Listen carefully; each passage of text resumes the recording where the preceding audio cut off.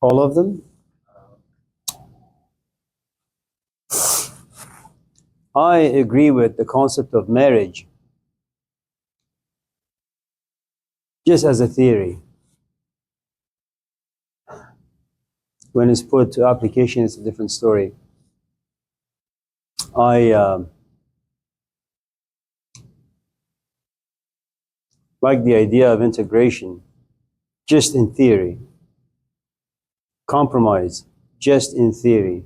So theories are really nice, you know. It's just on a practical level, they're just not workable. You know, it's like I get students every semester saying, I'm here to learn. Well, as a concept, it's really, really good. Yeah, so, did you have like a specific question? Are you sick? No, I'm sure. On what? Like when you fall the wrong way. I've never had that experience. Okay, well, yes. Actually, building off of that question. Bill, on what? He didn't even do anything. Oh. I'm just kidding. Let me just throw out a disclaimer. I've been up since 1. I've been on campus since like 1:30. AM. This is the foundation you want to build? Yes. So at this point right now, most of the things that come towards me are meaningless. But I'll try to pay very close attention to what people are saying. Please. Are there any philosophical theories that you don't agree with in theory? I don't know much about philosophy to give you an adequate answer. I mean, there are lots of theories that revolve around ethics, morality. They all sound good, to be honest. You know, what usually happens is you read a book filled with statements of sorts, and it's like you agree with Karl Marx. Beautiful ideas. Then you read Sigmund Freud. Another set of beautiful ideas. They just don't mesh well. Then you read Plato. Another set of ideas. But he doesn't like Marx, I suppose, or he doesn't like Freud. So, as ideas go, they are really, really nice. They just can't live together harmoniously. You know, unless you happen to be a really, really good cook, where you can take a little from here, take a little from here, take a little from here, go somewhere, sit, put them together in a nice way, and then give them to whoever needs it.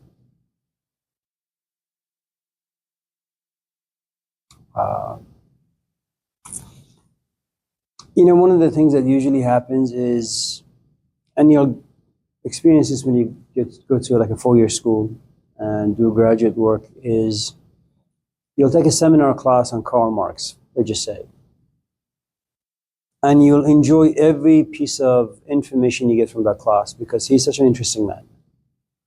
Then the following semester, you take a class on Sigmund Freud, and then you realize that Karl Marx didn't really know what he was talking about.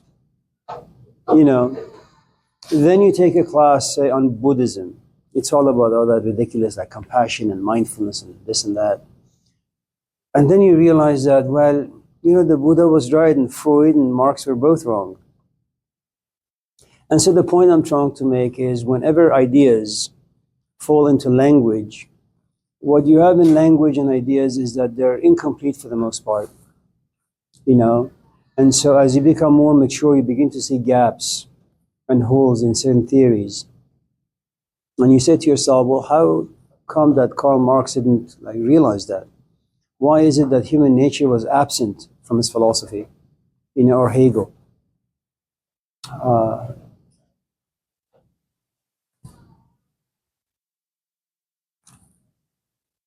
So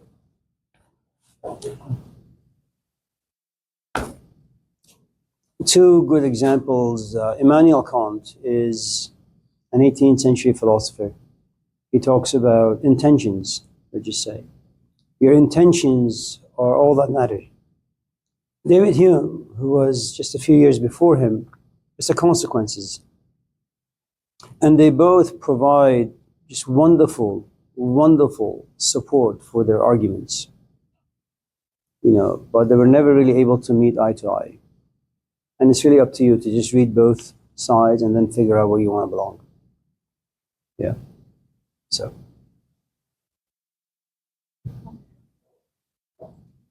You have children? Parenthood, as ideas and theories go, they're beautiful. I mean, imagine something growing inside you. It's kind of like cancer, just not as bad, or maybe worse. And then you have all these fantasies, and then you say, yes, my son, the future of America. Beautiful, beautiful idea. He just ends up in prison.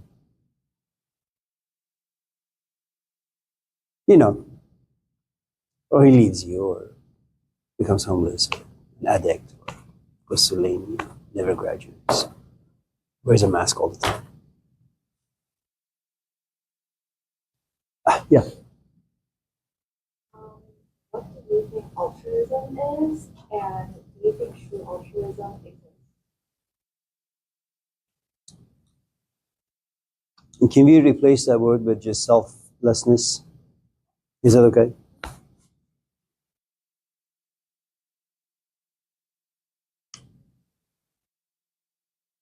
I think there are moments in life that all of us act selflessly. That we don't really care about our finances, we don't really care about our private space, we don't care about our history. We are in the business of giving. We become very generous, we become like a Christ-like.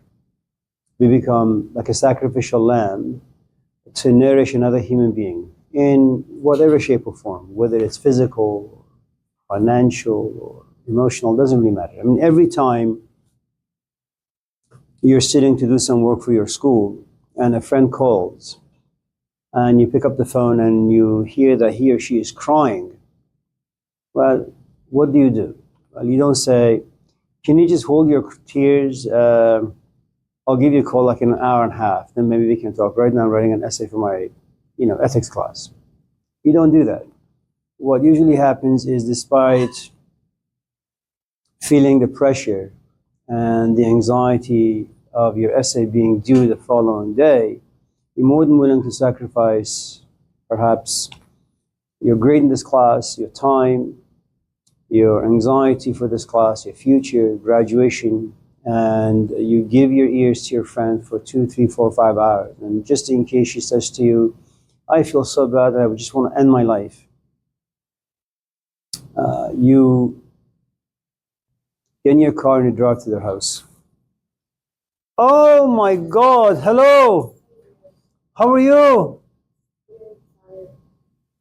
So, is it a boy or a girl?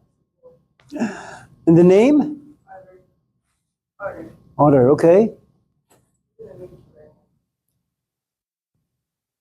So when is the next one? What? How long was how long was the labor?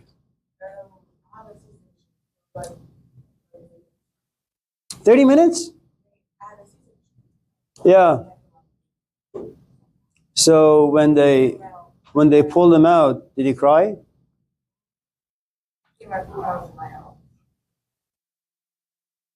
How is he?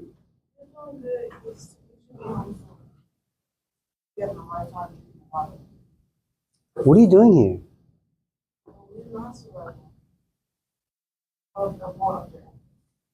Well, go now. You can go. It's okay. You sure? So are you happy? Is it good to be a mom? Yeah. Just wait. You'll get better and better and better as time goes on. And one day in about 10, 15 years, you'll walk to Laney College and there is your son sitting, playing with his cell phone. I'm just kidding. Well, it's good to see you.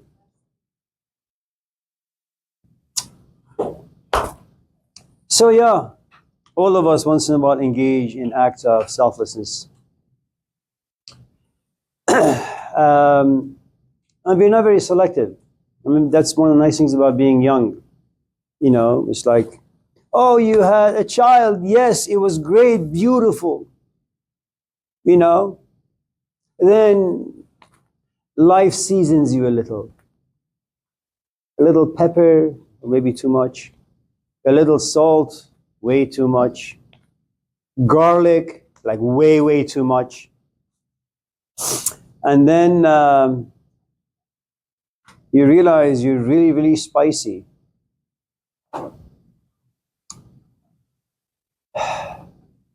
And then when someone like comes to you and says, I need some help, you say, listen, I appreciate that, but you're not really worth my time.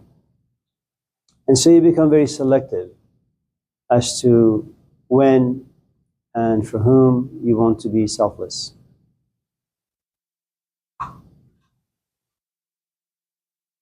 Sometimes you find people like Malcolm X, like Gandhi, like Jesus and Muhammad. I mean, these are like professional human beings who say basically, my life is lived to benefit other people. I mean, for the most part, you know, about 20 hours a day, your life is lived for yourself, which is good. You know, once in a while you get these freaks of nature who say, you know, I don't want to live for myself alone. It's not valuable. It's not meaningful. You know, it's like just going to the kitchen and cooking for yourself and eating alone. Once in a while you say, I just want a companion. And then instead of you desiring to have pizza that day, you ask your companion, what is it that you want? And, you know, this person says, well, I want like pasta. And so even though you may not enjoy cooking pasta, you do it for him or her nevertheless.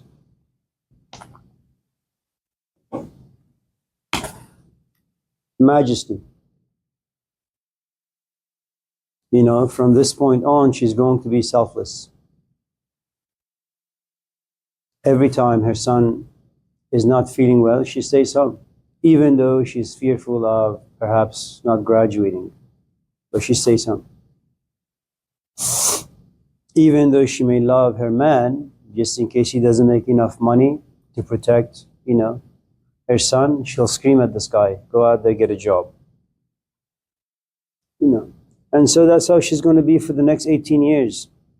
It's just for my boy. Until, of course, God forbid, she comes to realize that this kid is no good. And then she'll retreat and say, you know what, my life is the only thing that matters. My kid is no good. Or my kid is great, whatever. Are your parents here? Oh. I mean, I left my parents.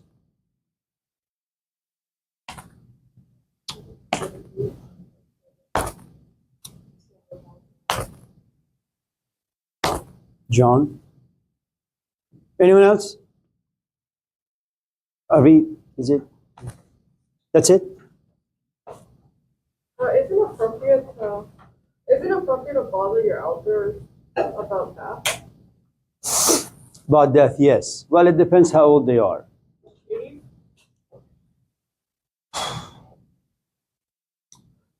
So,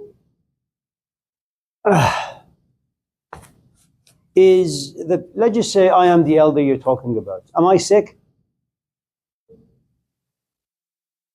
Not serious? Okay.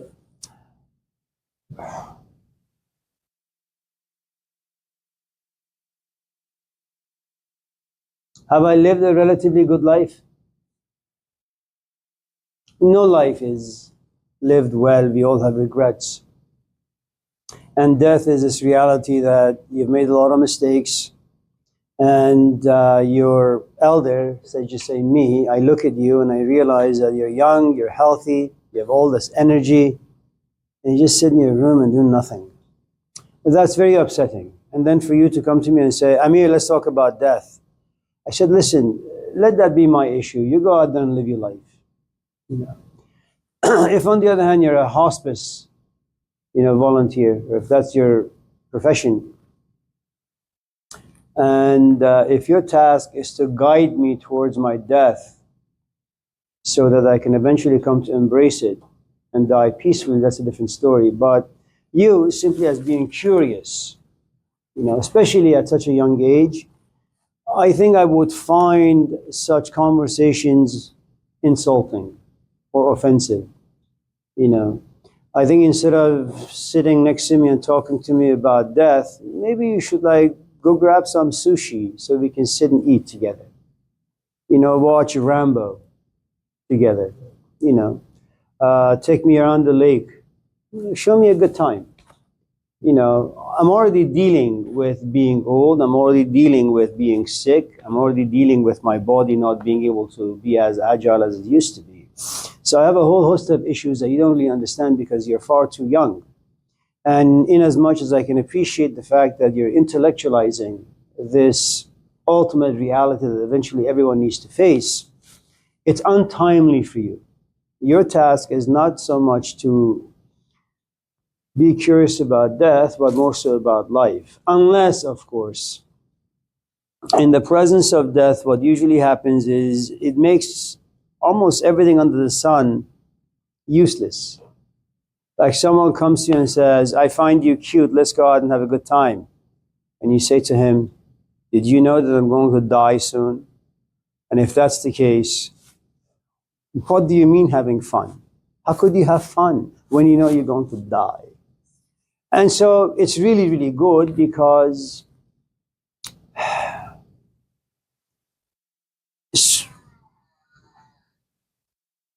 so if you're able to stretch your memory back to the creation of the 7 deadly sins, but I think by Pope Gregory the 28th, pride. How do you get rid of pride? Well, contemplate, reflect on death. That brings about a good amount of humility. How about greed? What are you going to take when you die? Nothing. So, greed goes away. How about lust?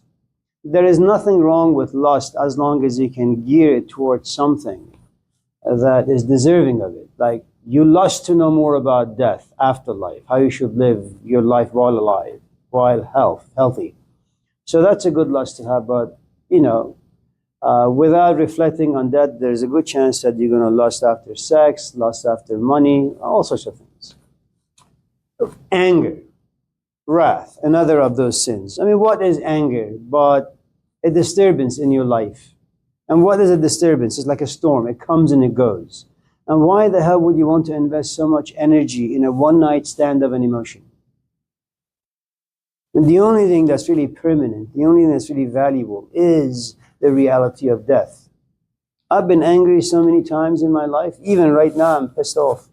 I'm not really quite sure why, but I am angry. And I think every person should have the right to be angry. In fact, you should be angry. I mean, if you're not angry, there is something wrong with you. Is anyone in this class who's a Buddhist and has overcome anger? Thank God, you're all human. Now,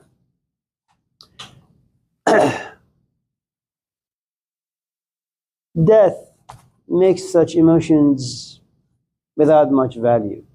It makes life without much value. Death allows you to be free. And then in this freedom you say, okay, what's worth pursuing in life?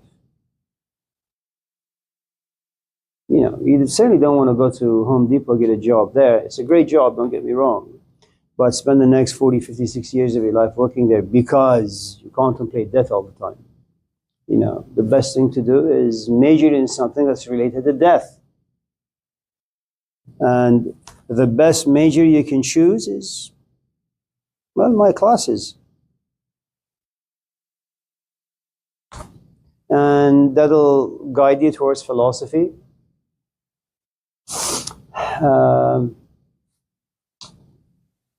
You can get your PhD in 5, 6, 8 years.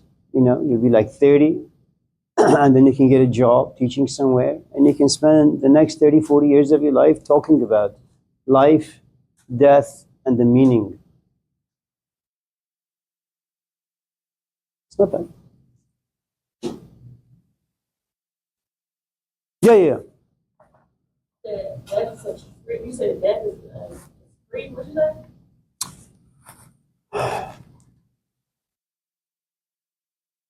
The only reason I ask is because you're not free when you're dealing with death. Because I'm dealing with death. I just lost my son, and you're not free at all. It has you in a chokehold, emotions, and all types of stuff. So it's like, how can you be free when you're dealing with death? So before I kind of respond to your question,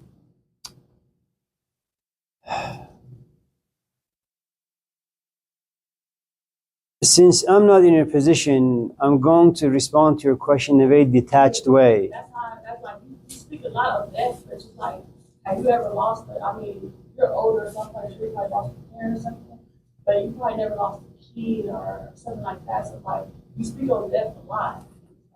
You're absolutely right. First, I'm a man, you're a woman. I'm a father, you're a mother. So in that regards itself, there is a great amount of difference, okay?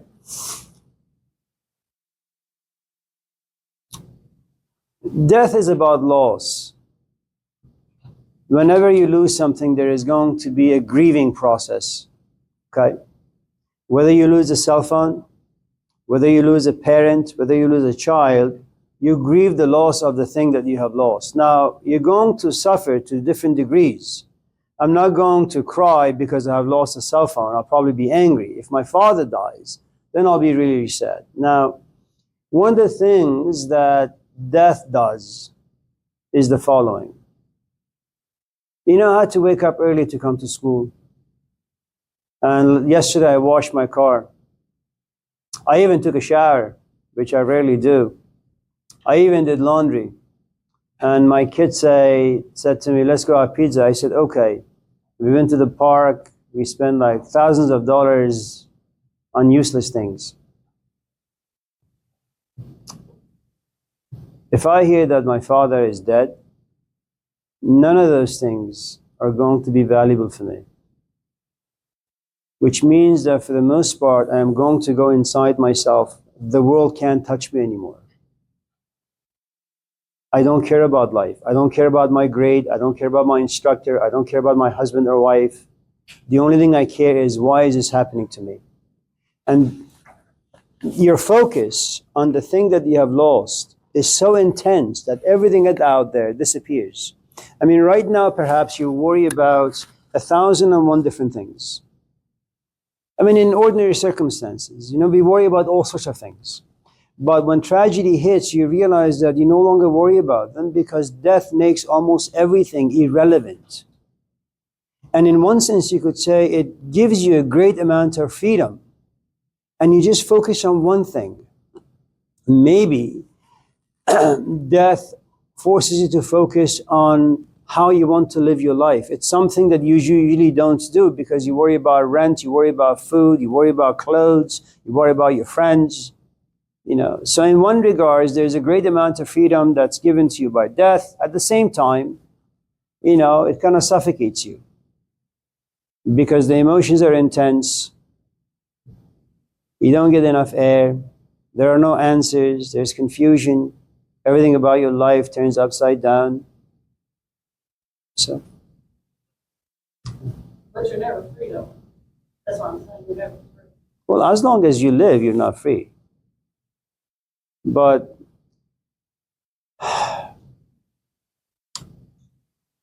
there is a saying in this book. I don't know if you've read this book. It's called Insan al-Kamil.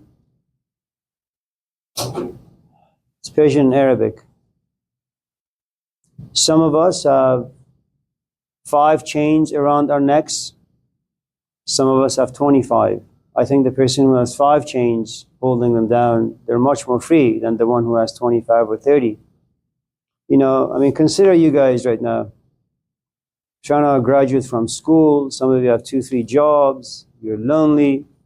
Got to figure that thing out. Maybe you're in a relationship, but you want out. You have to figure that out. Your future is uncertain. That's a lot of things to worry about. Me, on the other hand, I just want to die without too much pain. That's the only thing that worries me. Like, put my head on the pillow and just not wake up, as opposed to be in pain for the next 20 years. Am I free? No. But do I have less things to worry about? Absolutely. Does that give me more freedom? Yeah. I'm not going to have the anxieties and the confusions and the frustrations that most people in this class have. So. Talk about the concepts of ego death, attachment.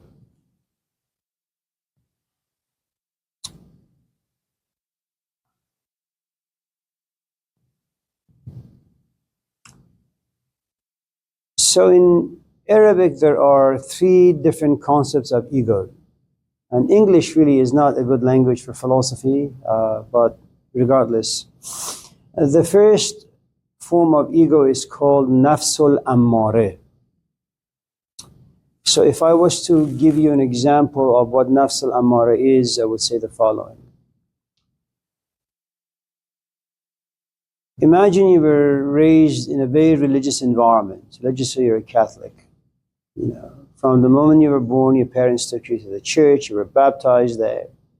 And you go there every other day, and you read the Bible every other day. And you've been doing this for the past, say 13, 14 years. Now you turn to be 15. And all of a sudden you detect some changes in your physical body as well as your psychological body.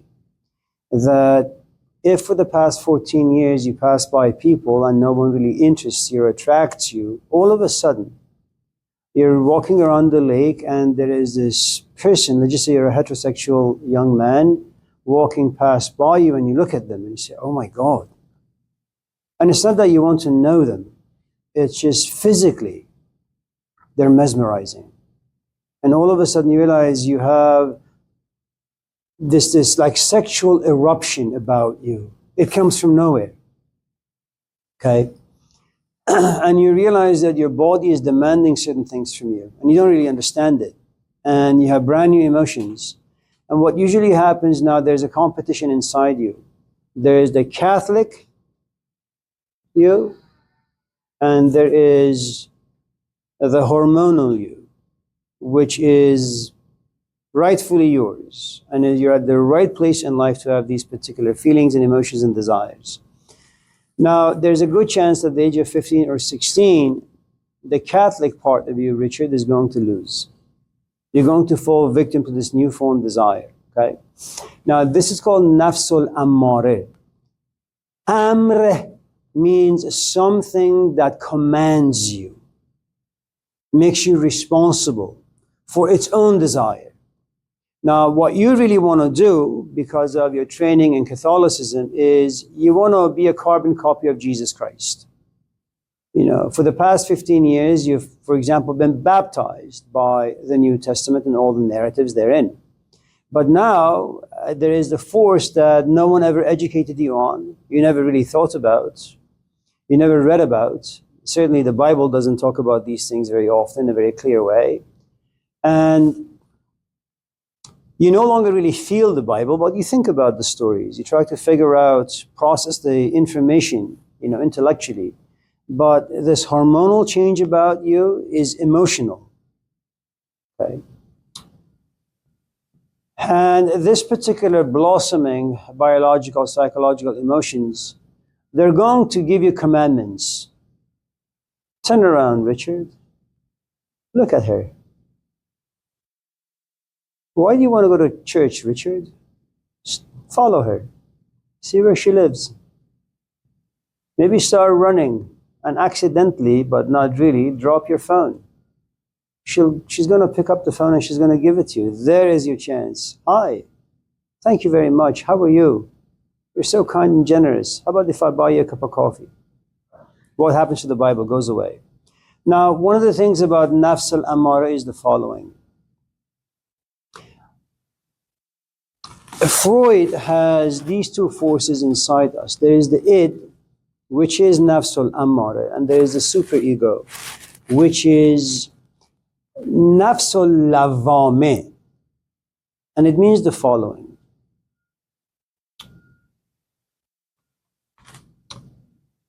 Let's say you're married and you have 2 kids. And long-term relationships, you know how they are. You know, it fizzles out eventually and you're under an avalanche of obligations, responsibilities, and passion and love once in a while show their heads, but for the most part they're invisible because life doesn't allow those things to come up very often.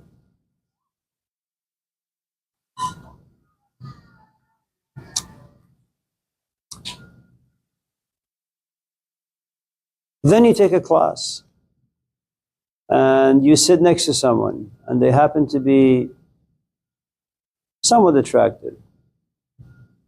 And there is a dance that all of us do. You begin to flirt. Not because you want to cross certain lines with your wife, because in flirting you become visible. Someone sees you. Certainly your wife doesn't see you and you don't see your wife. You guys are all about rent and food and diapers and formula and all that.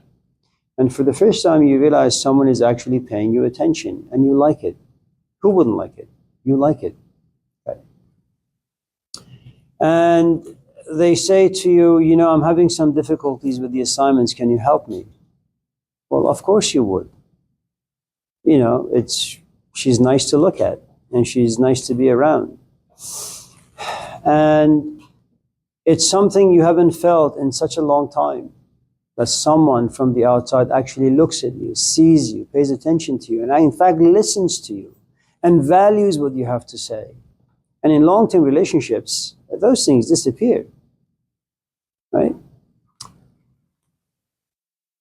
And so in flirting with this person, for the first time you find yourself resurrected. You are reborn. And it's a great feeling.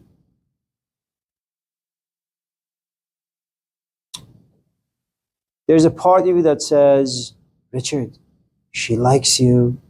Richard, you like her. Richard, the both of you are occupying a room, 4th floor in the library, and the power is out, and all the doors are locked. And she's looking at you with those googly eyes, you know? And she keeps winking at you. Richard, what are you doing in your ethics class? Oh, Richard, what are you doing? You know?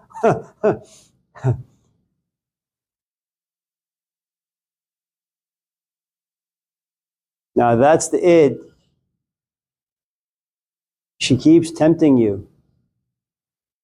And something about you says, Richard, go. Richard, yes. Richard, life doesn't offer very many opportunities to the walking dead. Take advantage. And all of a sudden, this other part of you comes up. Richard, look at your index finger. You have a ring on. I'm sorry, this other finger. I sometimes, you know, I'm not from this culture, so I get my fingers all wrong sometimes.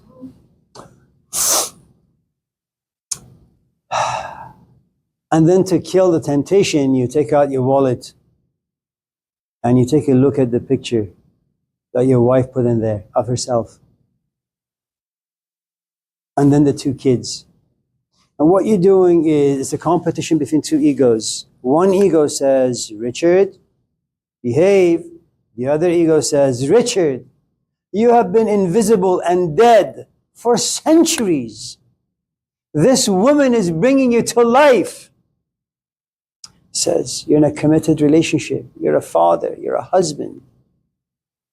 And this says, Richard, this is going to be a beautiful experience. No one will know. But you're conscious. This other part of you says, you will know, Richard. And so that is called nafsul lavame.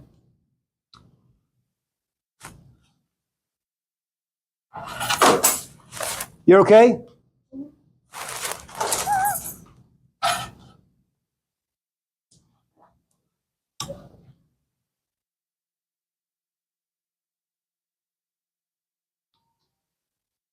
So I guess the point I'm trying to make is the following. You have this refined ego created by Catholicism for the first 15 years of your life. Then you have the blossoming of your biological nature and the eruption of sexual desire. And then you have this part of you that's woken up.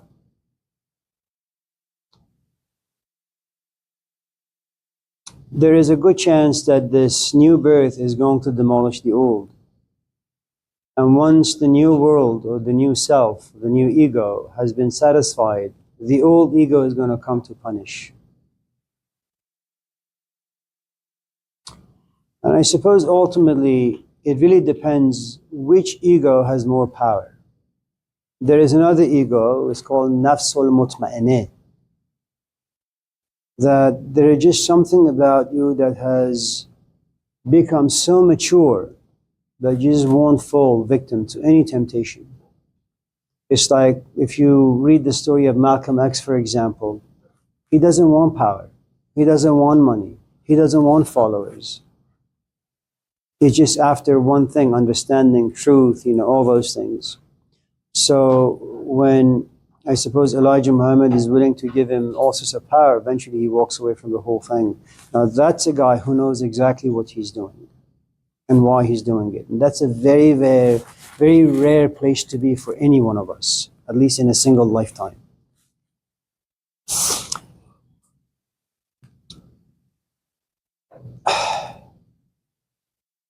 Let's just say that you've come to a place where you realize that your life is no longer nourishing you. And you're going to be held hostage by guilt because you're making some very, very serious plans for your life. You want to walk away from all of your relationships. There's a part of you that just categorized as like this ego part of you that says, be ashamed, feel guilty, have you no maturity, you're responsible, obligated to take care of A, B, C, D. But you have come to a place where you understand things so well that this understanding creates its own ego and its own set of layers in this ego. And this ego looks at this other one and says, I don't really care how you want to make me feel, it's not going to impact me. So that's the way I understand it.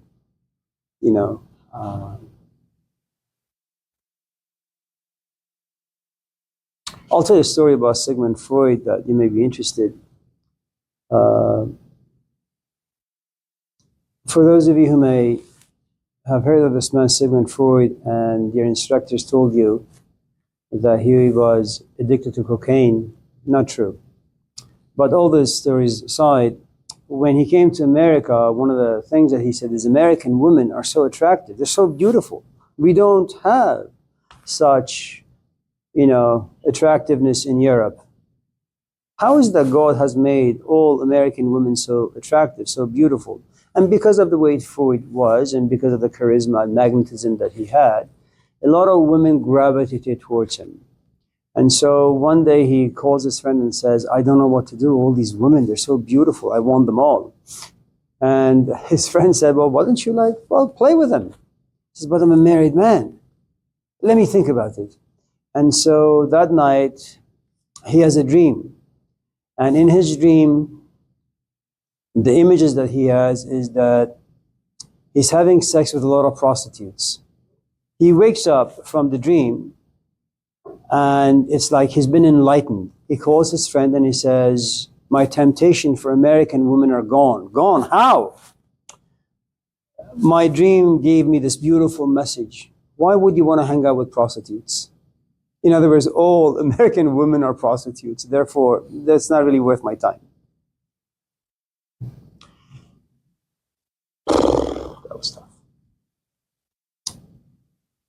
Does that? Any? John? Stephen? So let's say an old lady was disrespectful to you, right? And then you say something back, and that lady How old? is respectful. Let's see, how about 75? No, that's too young. Make it older. 80. Is she healthy or sick? Haven't even heard the scenario. It doesn't really matter. I need to know. Okay, healthy. relatively. So no walker, no cane, no wheelchair. No, none of that. Is she attractive or ugly? I'm unattractive. Unattractive. Unattractive? No, not attractive. Not attractive. So you're telling me an 80-year-old man looks at me, says all these nasty things. In addition, she's ugly. Yes. Okay. Okay. And then when you say something back, that person says, you should respect your elders. Do you believe that in that scenario, you should be respectful despite the fact that that person said awful, let's say anti-Semitic. We'll say anti-Semitic. But I'm not a Jew. Okay, let's say. How about anti-Middle Eastern? Sure. Like anti-Muslim? Yes. Or anti-philosophy? All of the above. All of the Jesus above. Christ, okay. Okay. Do you believe respect should be given to that lady despite the fact that she said just awful, like, Okay, is she like an irritable type? Because as you age, wait, Stephen, hold on, Stephen. As you age, God takes away your patience. semi-irritable? Semi. Meaning, Does she wear a diaper? I don't know. See, this is the problem that I have. There are so many moving parts to your scenario. Look, you could wake up and be in a pissy mood. Just because you're in a pissy mood, okay, and remember when you get older, with all the aches and pains you have in your body, if someone just breathes on you, looks at you, you want to like cut their jugular. No, she's the one who said it first. All these, like you, when you finally Okay, fine. Did she have a husband? with her, No, like a dead husband. alive. Alive. Did you go to the Middle East? I've been to Israel. I wasn't talking about you. You're not the old woman and the husband. Her husband, was she in the Middle East, in the Iraq war, Afghanistan war? Did he come back okay? Does he have PSTS? No. But no. That's a yes. So she looks at me. It takes her back 20 years to the way her husband left her to serve her country. No, she didn't. So I think her husband. Why do I need to go with your scenario? You can't just make up the story and have it your way. Ultimately, I think it's always nice to be gracious to those who are 10, 15, 20 years older than you are. Okay, I have asked this happened to my friend. Yeah, if you're 18, just let old people shit on you. It's okay. I'm 21. Yeah, the same thing. I mean, you're just a kid until you're like 60. Yes. Are we good? Yeah. Yeah, just don't say anything back. Buy her like flowers. This is coming from somebody who's 20 years old, and I have a mom who's in her 60s. Old people just like to talk. Very inflammable. I'm old. I don't talk. Okay, so you were saying old people just like to talk. Okay. Well, you know, I mean, you have lived like 70, 80, 90 years. You have all these experiences. You're lonely, you're sick, you're disgusted by your kids, by your husband, by your niece, nephews, sisters, brothers. Life has shortchanged you, you're miserable. Well, what are you going to do? You're going to talk. Everybody might think. What? Everybody. Yeah, the misery of a 20-year-old is very different than the misery of like a 70-year-old. You know, if you don't want your mom to talk to you, buy her a dog and make sure the dog talks. You can get one from Japan. Allahu Akbar. Ashhadu an la ilaha illallah. Anyone else? John? Why do you think that being a Catholic is better than being a Christian? The word Catholic originally means universal. And it's mostly taken from the Gospel of Luke. Because when you look at the Gospel of Mark, Jesus only teaches to a select group of people. When you look at the Gospel of Matthew, it's only for the Jews. when you look at the Gospel of Luke, he's at a very like mature, advanced stage of being. That is, he's come to realize that his students suck, his own people suck, and because of those reasons, let me just open my door to anyone who's willing to come and listen to me. Be they Muslim, Buddhist, Hindu, straight, gay, doesn't really matter. Anyone who sits at my table, I will feed him. Okay. So, if you look at Catholicism in its original way, which is it's a universal philosophy, it's then it's good. They're both the same. The other thing you need to know about Christianity is that to be a Christian means to be Christed. That first you simply follow certain laws, you perform certain rituals, and you try to live through those rituals. And very much like Moses or Jesus, you have your own journey, and all of a sudden, maybe at the age of 30, after you've passed some tests given to you, let's just say by Satan, all of a sudden God comes down and Christs you, anoints you. Okay? Or like Moses, you see the burning bush. In other words, you have a conversion experience. Now, one of the things you need to understand about people who understand things really well, by default, they become Catholic. In other words, their teaching is universal. I just don't teach LGBTQ classes. I teach classes that everyone can benefit from, that has the power to pause or mute your biases and prejudices, your history. Now that's a universalist. Now for up to about the 15th century, for the most part, everybody was just a Catholic. It's just after the 15th century, you have all these denominations coming forth. But let me just end responding to your question in this way. There was a guy, I don't know what his name was. He went to India some years ago when Mahatma Gandhi was alive. And he looks at him and says, I want to be just like you. You're such a great man. And Mahatma means you have such a great soul. What is your religion? So I can follow those rituals. So I could eventually, hopefully, become like you. And Gandhi looks at this young man and says, but what is your religion? So I'm a Catholic. He says, well, you go follow the teachings of your tradition, and if you do it the right way, you'll end up where I am.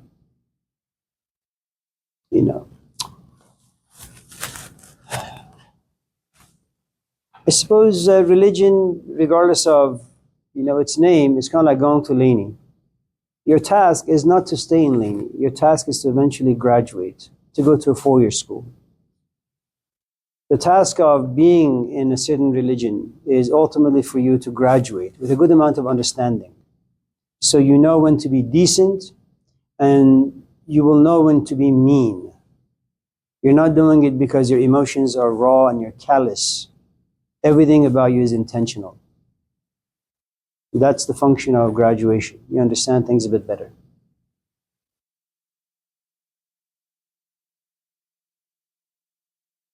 And you'll find that in the Gospel of Luke, of course. When he sends his disciples out to heal people. Be as gentle as doves and as cunning as serpents. You need to have both. Be a little Pharaoh. Be a little Jesus. I'll serve you well in life. What is that?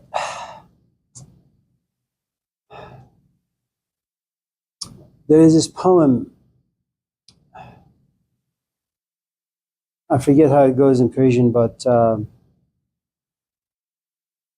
if you're always nice, people won't respect you.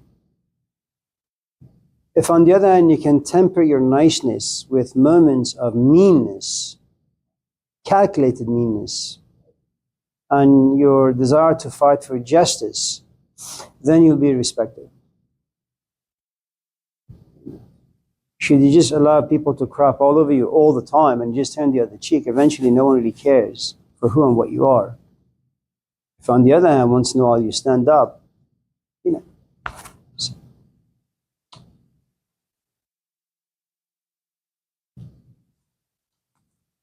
What is the difference of the Old Testament and the New Testament?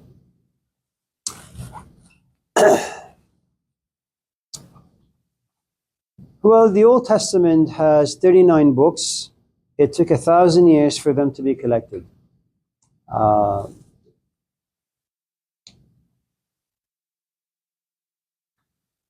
From what little I know, it has been authored by 4 different groups of people throughout time. Okay, and these authors had different intentions. Okay. The book of Job happens perhaps to be the oldest book. The creation story, you can find that story in all sorts of traditions. You know, we don't really know who wrote those books. Okay. The New Testament is about 27 books. 14 or maybe 15 of those books have been written by St. Paul, who never saw Jesus. The 4 Gospels, we don't really know who wrote them. You know, the titles, Book of Mark and John and Matthew and Luke, were added much later. There are up to date, as far as I know, about maybe 5,000 different versions of the Gospels, the 4 Gospels. Some vary only in punctuation, some vary in grammar, and some vary in content, in meaning. If, for example, you were to read the New Testament in Aramaic, or even Latin, or Greek, you wouldn't find the concept of virgin, the one that you'll find in the Gospel of Matthew. It basically says a young woman. So you have a gospel that says a virgin, you have another Gospel of Matthew that says a young woman. And it's really up to you and your biases and prejudices and your history and personal preference as to which direction you want to go. Do you want to consider Jesus to have been born of a virgin, or simply a young woman who had sex and he came out? Okay.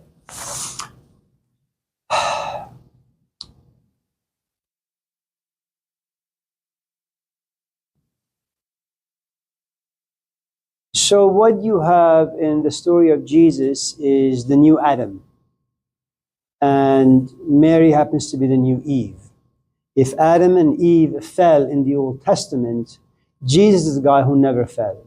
And Mary is a woman who never blasphemed or disobeyed any commandments. So what you have is basically the New Testament being the fulfillment of the Old Testament. And when you read the Gospel of Matthew very, very closely, you realize this guy, whoever the author is, has done the best that he could to make sure that he considers Jesus in his book the new Moses. And there are many people, Marcion, one of them, saying that the Old Testament God is a God of vengeance and power hungry and jealous, whereas Jesus is the God of compassion. Of course, anyway, so just that. But both books are good. Yeah. In the scope of Abrahamic traditions, how does the Torah and Quran fit into those? So, yes.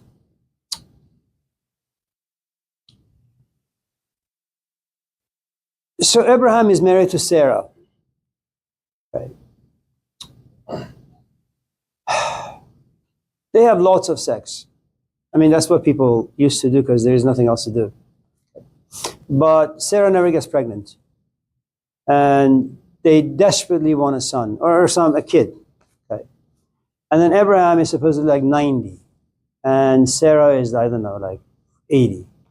And eventually Sarah looks at Abraham and says, honey, you look miserable. I'm so sorry I can't give you kids. But we have a maid from Ethiopia, look at her skin, look at her hair, she's beautiful. Her name is Hagar. Why don't you, I'll look the other way. You guys go to a corner somewhere, library, 4th floor, turn off the lights, and do what birds and bees do. She says, no, I can't do that. Oh, come on, just do it. She was very open-minded. So they go somewhere and they have sex. 2 weeks later, Hagar knocks on his door and says, I'm pregnant.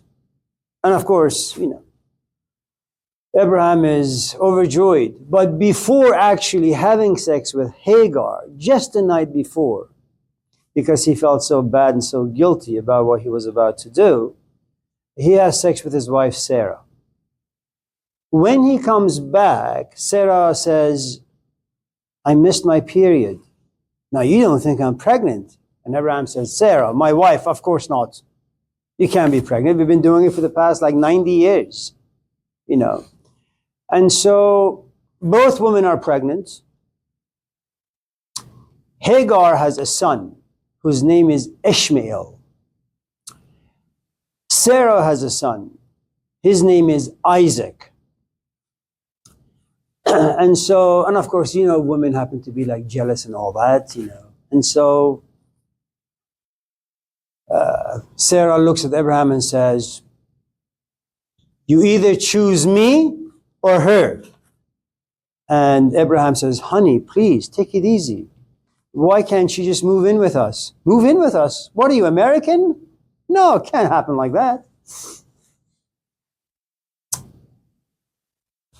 Take them to the desert and kill them. Kill like Hagar? Well, she's been such a devoted maid, friend. I don't care. Kill her. And when a woman tells you to do something, well, damn, you just do it. Right, Erika? Right? But she goes a step further. Not just kill her, kill the boy too. But he hasn't committed any crimes. Kill him. Okay, I just need you to be here, just devoted to me and your son Isaac. Of course, Abraham, being a really wise and intuitive man, takes him to the desert, builds a nice mansion with sand, and says, you guys stay here, I'll be back. Okay. Goes home, takes care of his kid.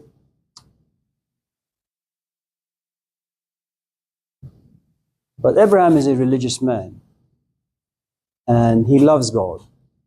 And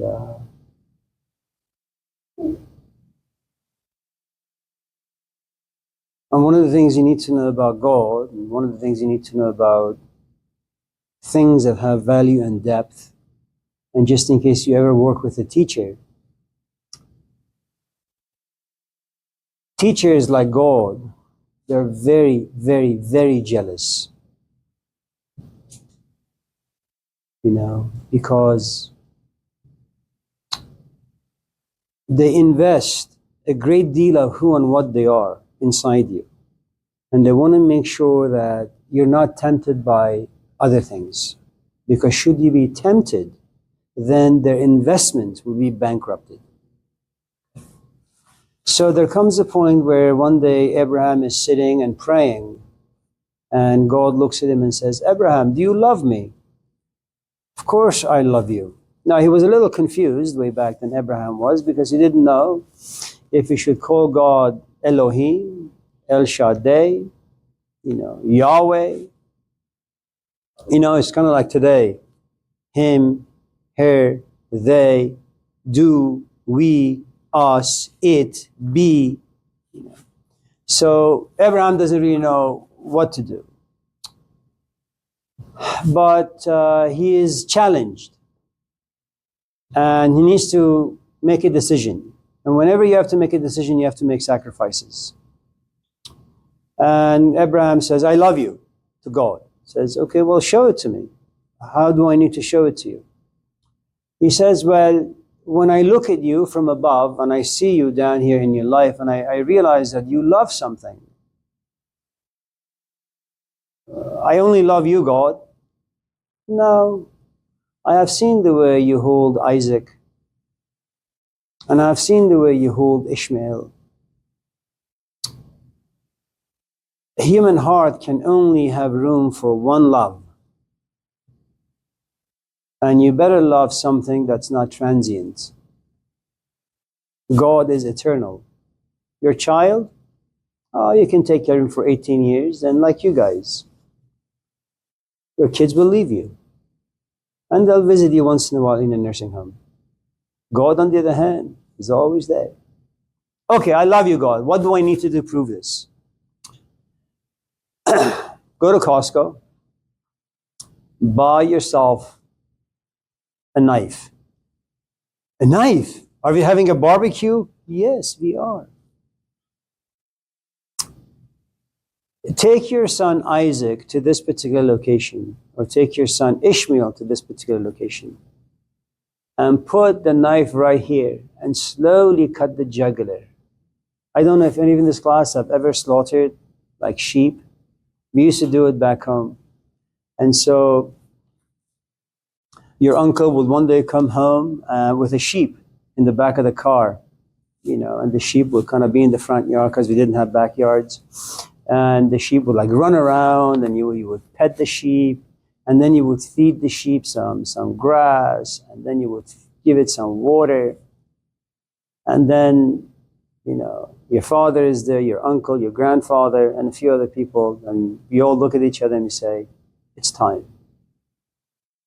And then the strongest male in the household, which was my uncle and my grandfather, they pick up the sheep, they gently put it. Are you okay, Kasera? Is the story like traumatic? Good job. And so they put the sheep on the ground sideways, and someone puts their knee on the sheep's head, and they put the knife here, but before they cut the jugular, you put the hose of water near the sheep's mouth so she can drink water, and then you cut the jugular. And as the heart pumps really, really fast, all the blood comes out, and the sheep is just jerking,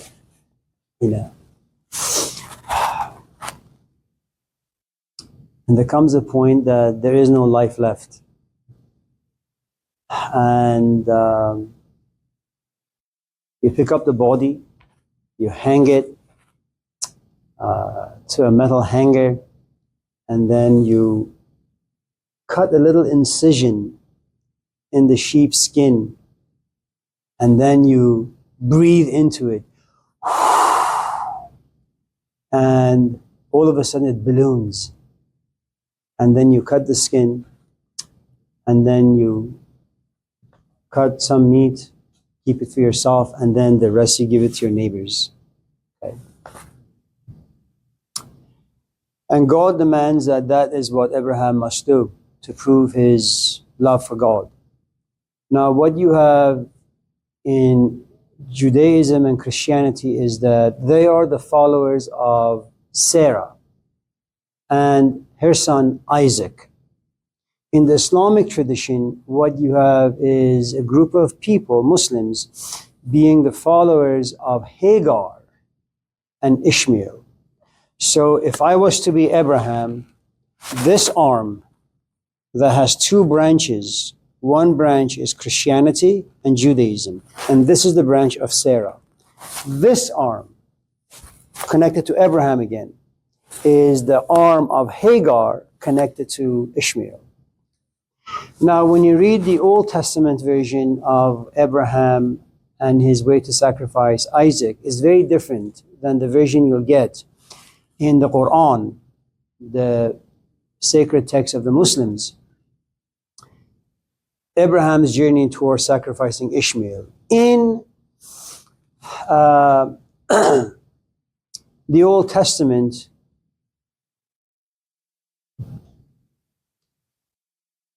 Abraham is confused. Not in the Quran. In the Old Testament, Isaac is confused and fearful, not in the Quran. In fact, in the Quran, every time Abraham slows down, his son Ishmael looks at him and says, Dad, you know what you have to do. You know what God has commanded you to do. Just do it. It's okay. But all three traditions belong to the same trunk, which is Abraham. Now, one of the things about Abraham is the following. His name initially is Abram. Abram is like this, a house built with bricks and mortar, and maybe some rebars. Okay? The moment Abraham becomes a religious man and has a spiritual experience, the letter H is added to his name. H in Hebrew, He, means light. All of a sudden, he becomes the house of light, no longer just a house made of stone, but a house filled with light. So whether you're a Jew or a Christian or a Muslim, you have three traditions that are filled with light. But you have to have the right eyes to look at these traditions and see light in them. You have to be quite mean-spirited as a Jew to look at Christians and say, it's the wrong tradition. Or the Muslims and say, that's the wrong tradition. Or you have to be a profoundly ignorant Christian to say Jews are wrong, their book is bad, and the Quran is wrong. What you have in the Quran is, the Quran actually accepts Christians and Jews as people of the book.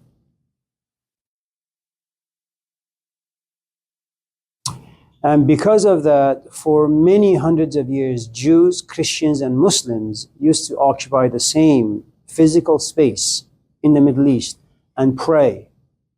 They had their own churches and mosques and synagogues, but three of them lived together harmoniously, each worshiping their own deity.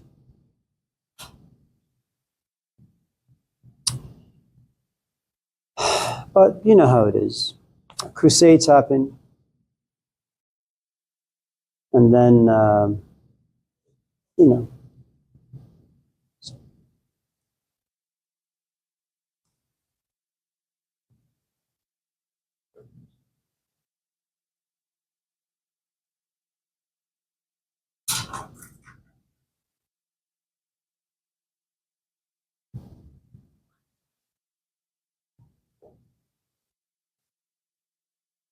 yeah. Oh, it's 10:45 exactly.